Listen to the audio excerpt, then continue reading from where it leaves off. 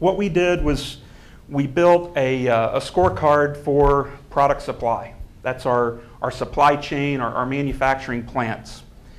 We have around 140 manufacturing plants, another 140 or so, or 200 contract manufacturers. We have some virtual plants, some distribution centers. All of those we can establish KPIs or measures that we can help establish or monitor the health of those organizations. So in the past, what we did was our auditors, when they went to execute an audit, they would spend 2 to 4 days pulling data out of a system, sitting there watching the little hourglass go until they got all of this data. And it would just be for one plant for 3 or 4 months, and they just used it for the engagement. We said, well, what if we can make the process of getting this data much more efficient, so we can pull this data for all of the plants for every month, and then we can then monitor this data over time. So that's what we did. So how many auditors does it take to screw in a light bulb? Well, according to this, 14. But really, what this is talking about is how can we work with the business to all see the light, see a common vision, work towards the same goal. And what this scorecard has enabled is to provide better visibility to the health of our businesses. It also helps the businesses and internal audit identify risk and then manage it more effectively. And then also providing this information to plant managers or senior management helps them focus their limited resources on the highest risk or the problem areas and help them make the right management decisions to improve their business processes and their operational goals.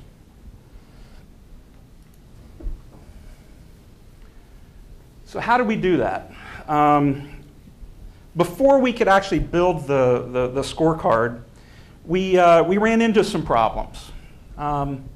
We needed to figure out how can we deliver meaningful information that can be consumed by the people looking at the scorecard or at the reports, and be able to, without digging into a lot of details, because management isn't going to do that, how can we deliver that information to them so that they can make immediate and correct decisions? So the first thing is selecting the right measure. You get what you measure. You really do get what you measure. If you measure the wrong thing, you're going to get bad results. So that is fundamental to this process. And the way P&G or we approached it was we pulled the business into this process. And we said, what is important to you? How can, if you had this information, near real time, once a week, once a month, what information would help you make better decisions?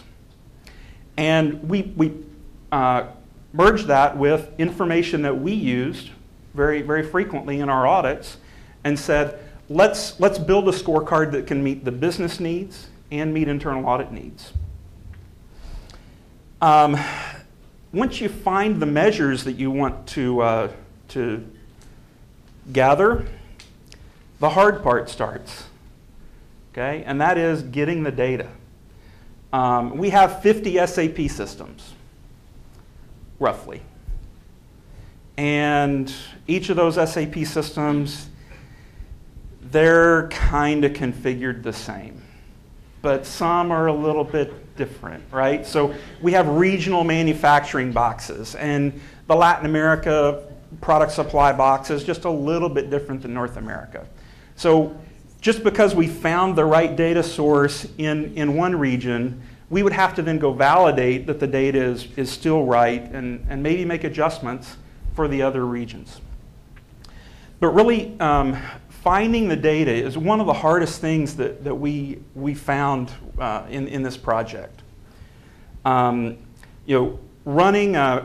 created a bunch of custom reports that you can run, and with that, to find out where that data is actually being pulled from, you have to go into the ABAP code and figure out what the tables are and what the fields are, and some of them are calculated fields, so it's not easy reproducing that information just from, I know I can run this report.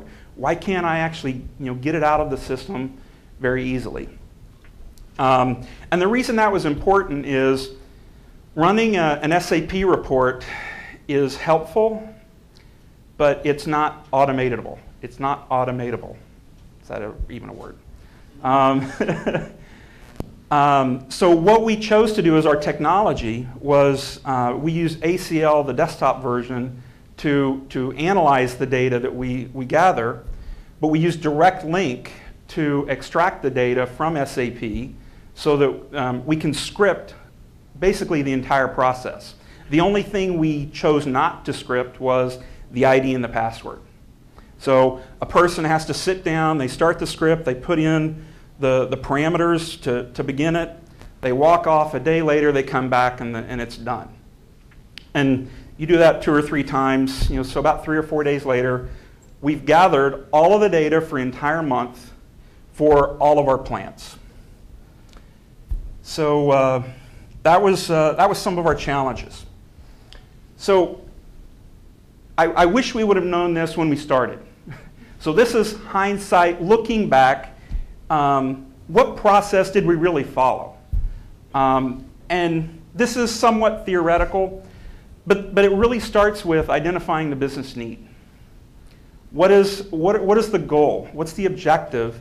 And how does it tie to improving the business operations? Then you get into this iterative process where you don't necessarily know what you need, how to present it, and then is it really going to deliver the value that you expect? So you start with a small prototype. You then figure out, well, how is the best way for management to consume this? You mock it up. You then go out, do some studies with some of your target audience, get some feedback, and then you keep doing that until you recognize that you're delivering the value that you expect.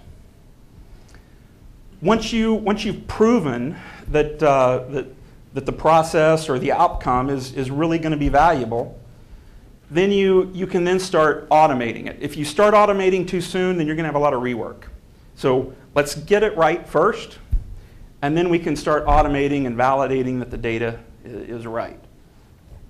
And the bottom part is this feedback loop. So let's start using and leveraging the data, giving it to the business, let them consume it, and start gathering feedback. How are they actually using the information? And from that, feed that back into the process. How many of you have developed a measure, and then people see that measure's out there, they know they're being scorecarded against it, and they find ways around the measure, right? That's what this renewal, evaluate and renewal process is. Are you getting what you expected based on the measures? And make adjustments. And these adjustments might be adjusting the control limits, the red, yellow, green breakpoints, or it could be, let's throw away these 3 measures and replace it with something new. Okay? These are completely made up, and it's nice to make up the data because then you can kind of sell your point. But the idea here is, the regional and the business unit slices. This gives internal audit visibility into risk. We didn't have this information before. We would basically set up a rotating cycle where we'd end up visiting the plants every 3, 4, 5 years. And when we got in and started pulling the data, we may find out that the plant really doesn't have any risk. So by then it's too late. We've already assigned the resources, and if we take them off the engagement and put them on something else, it's just a lot of noise, a lot of extra work. So what we can do with this information is we can say, well, hair care, this first block, and EMEA,